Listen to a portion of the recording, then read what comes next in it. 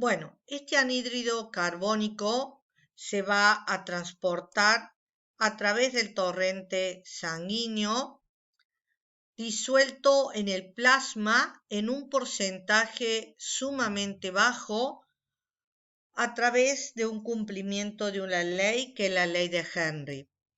Se va a transportar combinado a las proteínas plasmáticas en un porcentaje sumamente bajo, formando lo que se conoce como compuestos carbamínicos o radicales carbamínicos.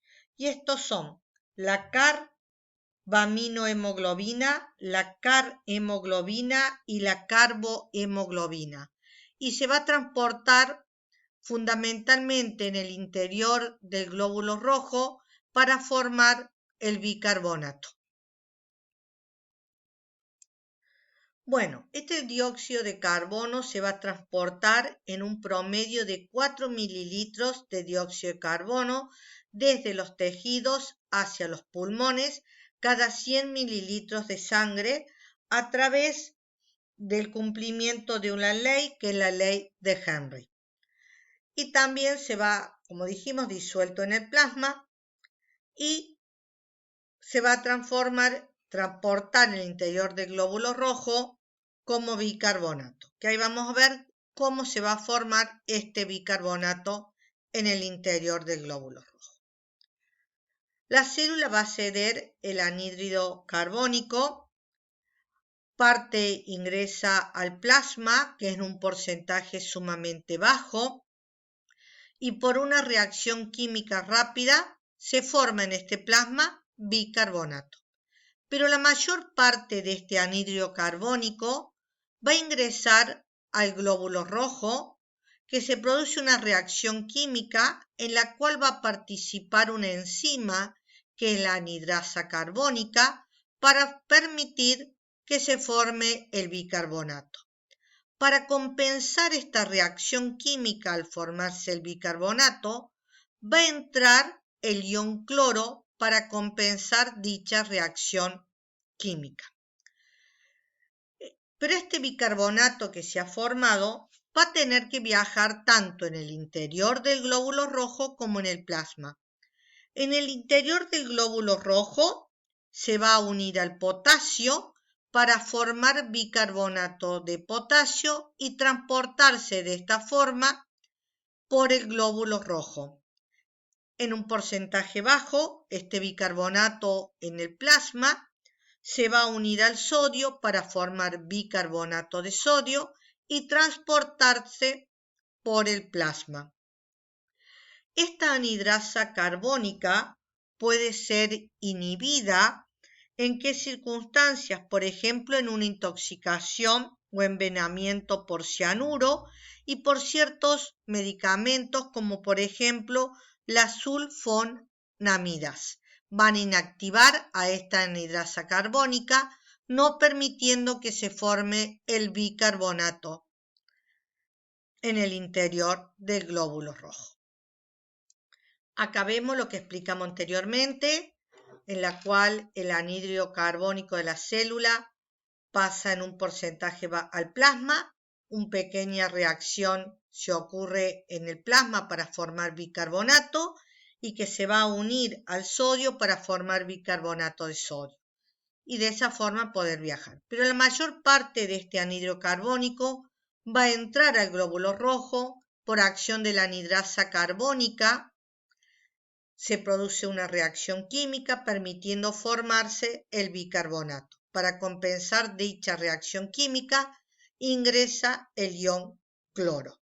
Este bicarbonato que se formó en el interior del glóbulo rojo se va a unir al potasio para formar bicarbonato de potasio y poder viajar y trasladarse por el torrente sanguíneo.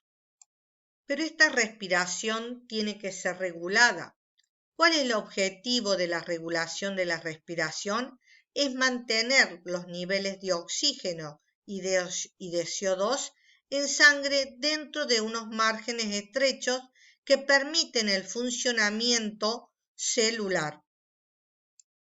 La respiración se regula en forma automática y con una frecuencia determinada que sí puede ser modificada fisiológicamente ante una determinada actividad que uno realice ante una necesidad de aumentar esta amplitud o frecuencia respiratoria, permitiendo mantener de esta forma los niveles adecuados de oxígeno y de CO2. Pero también esta se puede ver regulada o modificada ante distintos procesos patológicos. Existen factores que van a actuar regulando esta mecánica respiratoria, que son factores nerviosos y factores químicos o humorales.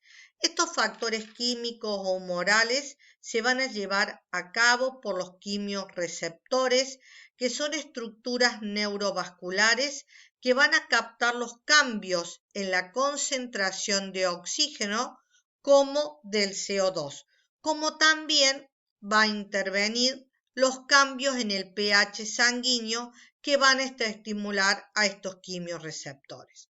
Y existen estructuras nerviosos, centros nerviosos, como el centro respiratorio a nivel vulvar y a nivel de la protuberancia, que son el centro apnéusico y neumotáxico. Y también existe un centro nervioso capaz de regular.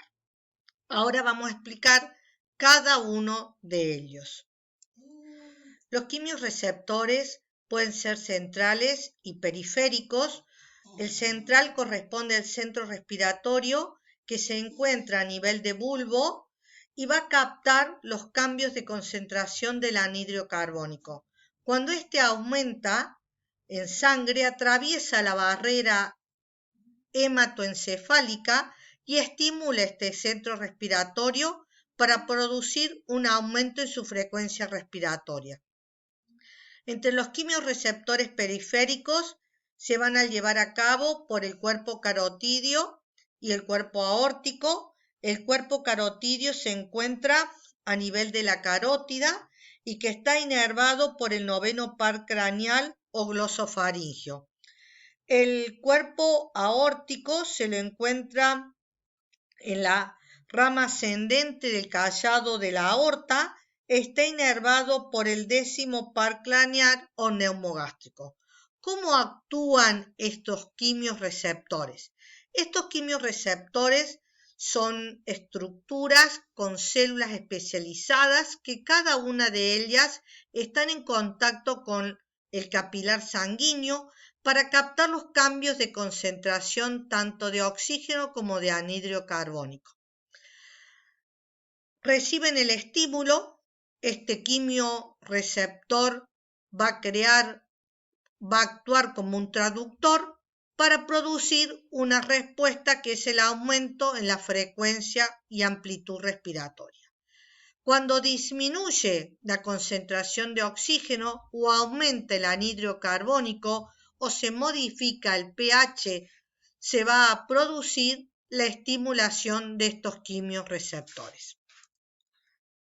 Entonces, cada uno de los cuerpos de estos quimiorreceptores reciben su propia vascularización a través de una arteria diminuta que se origina en el tronco arterial adyacente.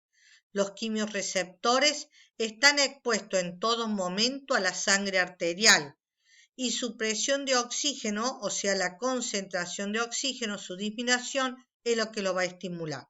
Cuando las concentraciones de oxígeno en la sangre arterial disminuyen por debajo de lo normal, se van a estimular estos quimiorreceptores. Y cuando aumenta la concentración del dióxido de carbono, como los iones de hidrógeno, van a excitar estos quimiorreceptores para que actúen como un traductor y produzca una respuesta. También existen influencias corticales sobre la respiración. ¿Cuáles van a ser? Los impulsos nerviosos del hipotálamo y el sistema límbico van a estimular al centro respiratorio y permitir que los estímulos emocionales alteren la respiración. En una risa, carcajada, una alegría, un momento de ira, van a modificar o van a actuar este hipotálamo sobre esta actividad respiratoria. Pero también en la regulación respiratoria dijimos que tenemos factores nerviosos que se van a encontrar a nivel del bulbo y a nivel de la protuberancia.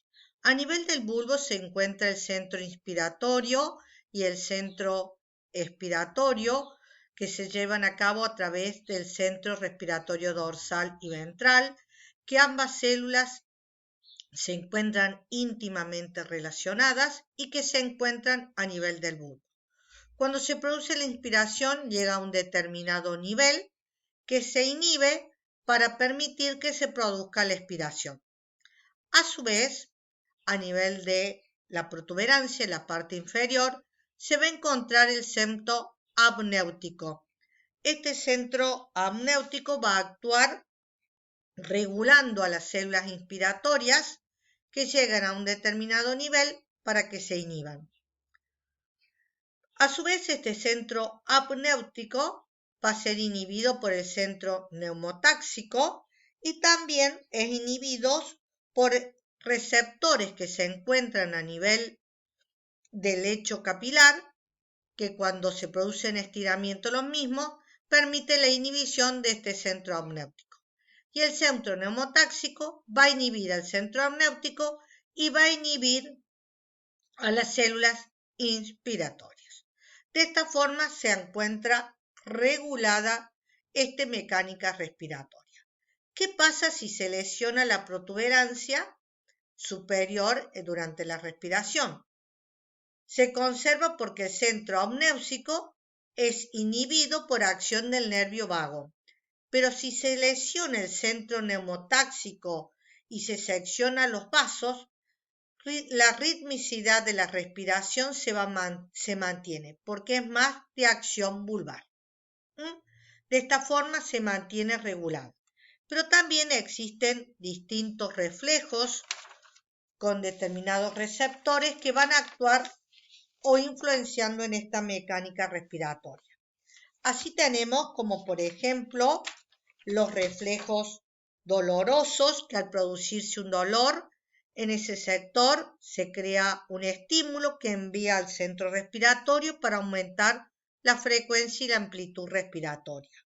Reflejos articulares, en la cual se encuentran receptores específicos que son propioceptores que envían un estímulo al centro respiratorio para producir una hiperpnea, o sea, un aumento en la amplitud y frecuencia.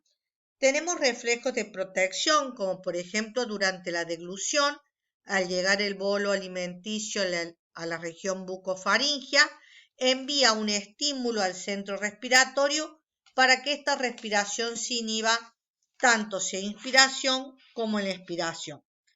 Durante un reflejo de inhalación, al inhalar humo, un olor fuerte como el formol, se envía un estímulo al centro respiratorio para inhibirlo momentáneamente. Existe el reflejo paradojal de Head, que es un reflejo que se produce cuando nacemos, que se produce una inspiración y en vez de inhibir dicha inspiración, produce nuevamente otra inspiración para luego producirse la expiración. ¿Con qué finalidad? Para que este organismo adquiera la mayor cantidad de oxígeno en sangre y pueda llegar a todas las células del organismo. También tenemos los receptores J o yucta capilares o yucta pulmonares, que estos se encuentran a nivel del lecho capilar y cuando se produce un estiramiento del dicho tejido, esto va a llevar un estímulo para que se produce una apnea seguida de una taquipnea. Apnea es la ausencia de respiración y la taquipnea aumento en la frecuencia.